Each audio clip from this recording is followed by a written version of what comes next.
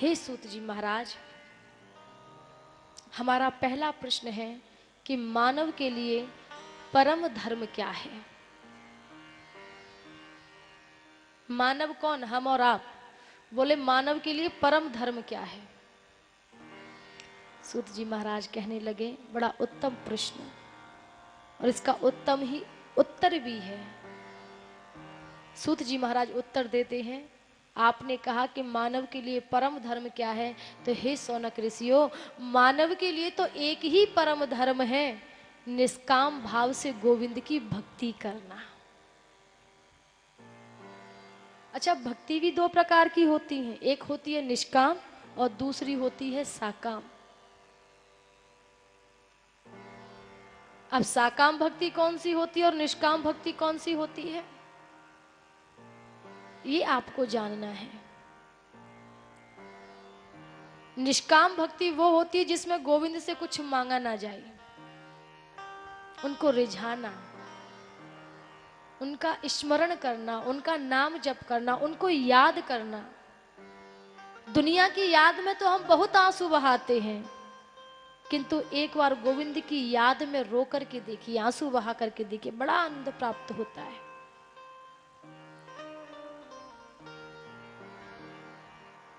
तो ये कौन सी भक्ति है? निष्काम भक्ति, जो बिना किसी स्वार्थ के गोविंद को याद किया जाए। दूसरी होती है साकाम। साकाम भक्ति में हम क्या करते हैं, भगवान को याद तो पीछे करेंगे, पहले लंबी सी लिस्ट बना लेंगे कि मंदिर जाना है, हम भूल जाते हैं, इसलिए लिस्ट बना लो हमें क्या क्या चाहिए भगवान से। 10 रुपए का, 15 रुपए का, 50 रुपए का, अरे ज्यादा से ज्यादा 200-250 रुपए का प्रसाद ले जाएंगे और करोड़ों की मांग रख करके आते हैं। मांगना, सौदा करना, 51 रुपए का प्रसाद चढ़ाएंगे, 51 लाख का मांग के आएंगे, ये हो जाए ठाकुर जी, वो हो जाए ठाकुर जी, ये कर देना, मेरी छोटी सी मांग है। और छोटी सी मांग धीरे धीरे धीरे धीरे धीरे धीरे कब इतनी बड़ी बन जाती है, खुद पता नहीं रहता।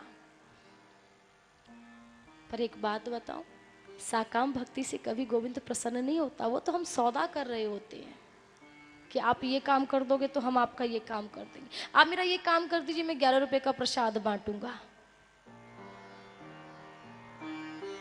और कभी कभी तो ऐसा वैरागी हो जाता है कि मंदिर में जाकर के क्या कहते हैं, मात पिता तुम मेरे, शरण गहूं में किसकी। कितना बड़ा वैराग्य आ रहा है। इस वैराग्य को मरकट वैराग्य कहते हैं। क्यों? क्योंकि आगे सुनना, तुम बिन और न दूजा, आस करूं मैं जिसकी। हे प्रभु, आपके बिना है कौन? आप ही तो सब कुछ हो, तुम ही हो माता पिता, तुम ही हो। आरती में गाते हैं ना, कितना बड़ा भगवान से वचनबद्ध होते हैं, माता पिता तुम मेरे शरण, अब जाऊं तो जाऊं कहां, कोई है ही नहीं, आप ही हो।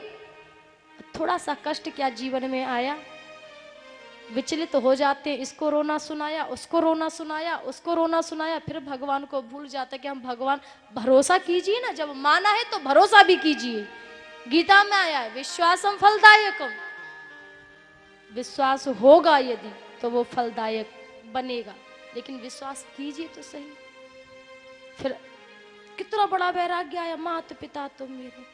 फिर क्या कहता है, एक और नीचे आकर के, तन मन धन सब, तन मन धन सब है तेरा, तेरा तुझको अर्पण, क्या लागे मेरा। इतना बड़ा बैरागी कोई होगा? त्यागी पुरुष, जिसने सब कुछ त्याग कर दिया, देखने को मिलेगा कितना बड़ा त्याग कर दिया। लेकिन फिर बाद में क्या करता है, इतना कहने के बाद में क्या करता है, सुख संपत्ति घर आवे।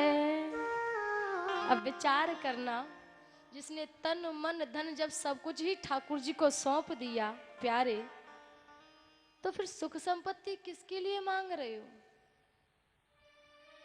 किसके लिए? क्या भरोसा नहीं है ठाकुर जी पे कि हमने कह दिया पर भरोसा नहीं है, ये भी मांग लो? किसके लिए मांग रहे हो? कष्ट मिटे तन का।